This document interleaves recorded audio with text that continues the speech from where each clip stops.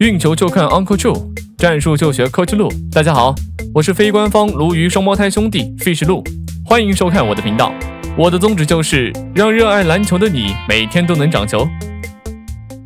克莱重归大同中心赛场，在这座他无比熟人的体育场内，他状态神勇，连连命中三分球。尤其比赛进入尾声，勇士队在库里的带领下凶猛反击之际，克莱接连投中2记三分，为独行侠扩大了比分优势。当比赛时间仅剩1分03秒时，他造成维金斯的3分犯规，并3罚全中，使独行侠领先9分，几乎锁定了胜局。克莱砍下29分，刷新了他在独行侠生涯的单场得分纪录。赛后，众多摄影记者纷纷将镜头聚焦在他身上。克莱在球场中央缓缓踱步，情绪激动地连续挥拳，庆祝这场来之不易的胜利。他还特意找到库里，两人相视而笑，交谈甚欢。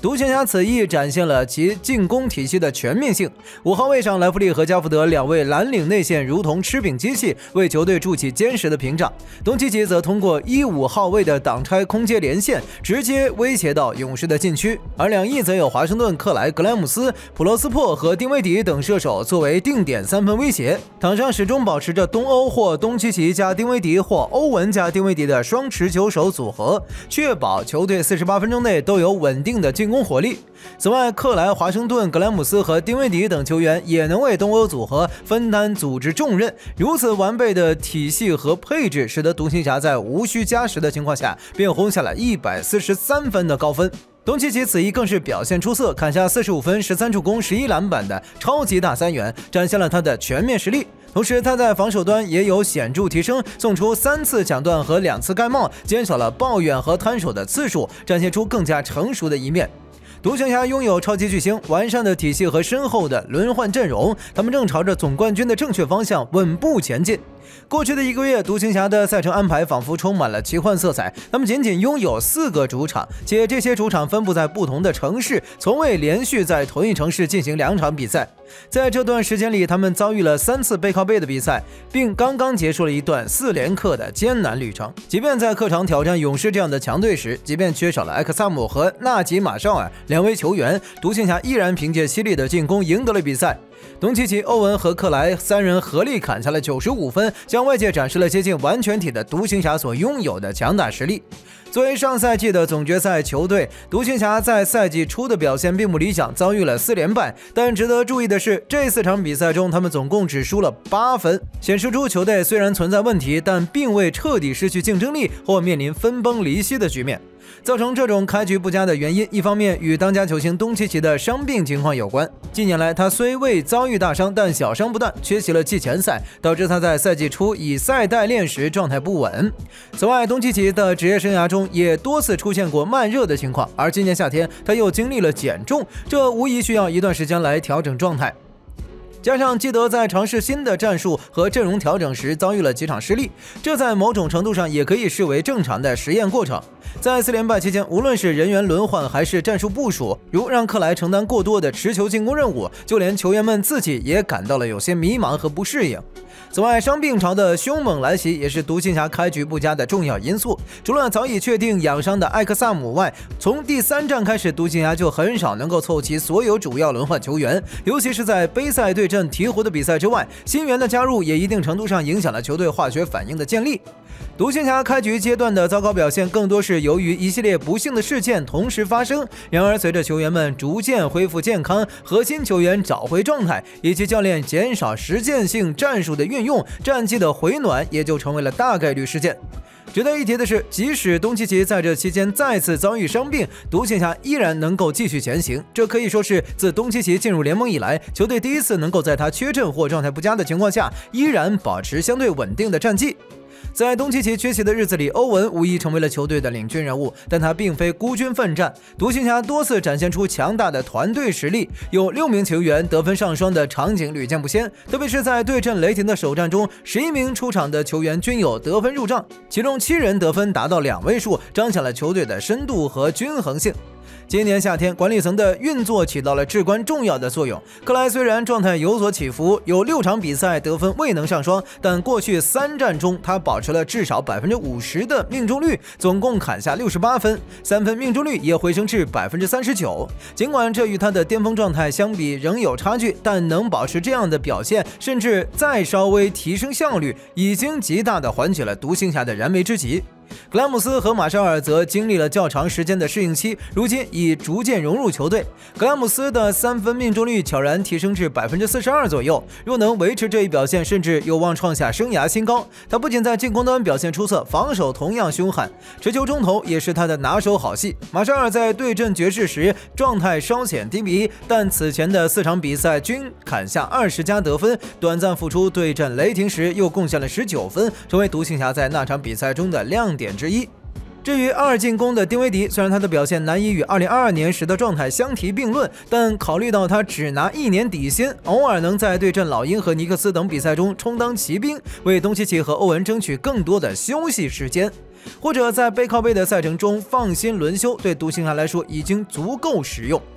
然而，断言东契奇的缺阵对独行侠毫无影响，甚至让球队变得更强，显然是站不住脚的。例如，在与热火的加时赛中，由于角色球员手感不佳，且对手难以对付，仅靠欧文一人的努力，终究难以扭转局势。即便在一些获胜的场次中，独行侠也出现过失误频发和得分荒的情况，而这些问题在东契奇在场时，往往能够得到很好的解决。无论是杯赛短暂回归对阵鹈鹕，还是此前正式伤愈复出后，东契奇的表现大多无可挑剔。除了对阵雷霆那场确实需要反思的比赛，他的数据亮眼，效率提升只是其中一方面，更重要的是他在无球跑动、情绪控制和防守投入度等方面的显著进步，这些都是他过去常被批评的地方。赛季至今，东契奇的抢断和截断数据均位列联盟前茅。尽管他有时会因为贸然上抢而导致失分，但整体而言，他在场上的表现已经有很大的改善。即便有时防守未能成功，也不会受到过多的指责。目前，独行侠以17胜9负的战绩，暂时稳固了西部第4的排名。虽然与榜首的雷霆差距略大，但与身前的灰熊和火箭算是并驾齐驱，仍有很大的提升空间。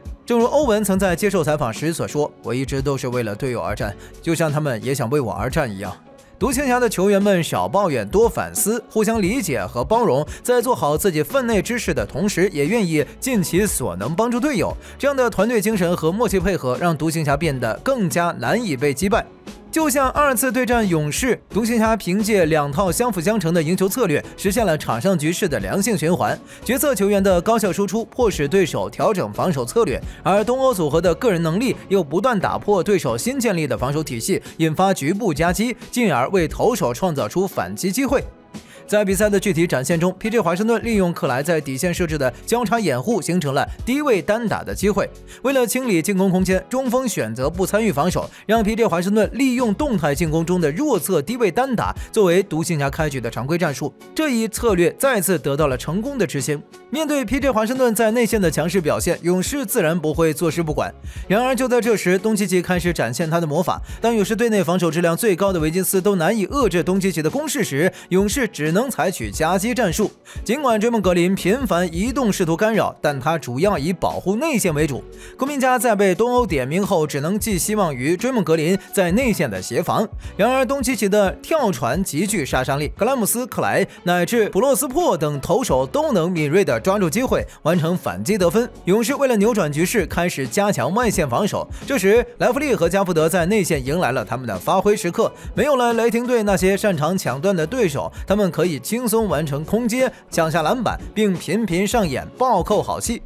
对于勇士而言，他们在这场比赛中始终处于被动地位。他们曾试图通过疯狂投射3分来夺回主动权，但仍然难以限制独行侠的攻势，因为独行侠的2套赢球策略已经形成了完美的互补与协同，让勇士难以找到破解之法。独行侠已经将这些赢球策略融入到了他们的基本战术体系中，而对于勇士来说，他们需要精挑细选合适的战术组合来应对独行侠已经成型的进攻体系。因此，勇士选择了让沃特斯在关键时刻上场。如果沃特斯没有如此高产且高效的三分表现，比赛的走势可能会像客场对阵骑士那样对勇士不利。勇士暴露出的问题依然是持球手的不足以及波杰在战术上的局限性，这也促使他们迅速引进了施罗德来增强阵容。当东欧状态不佳时，独行侠还有前场篮板和克莱作为依靠。然而，当库里陷入得分困难时，勇士该如何应对呢？与打骑士的比赛相比，勇士本场的三分球表现极为出色，成了他们获胜的关键。而与上一场对阵独行侠的比赛相比，差距在于库里在最后时刻没有像往常那样挺身而出，带领球队完成逆转。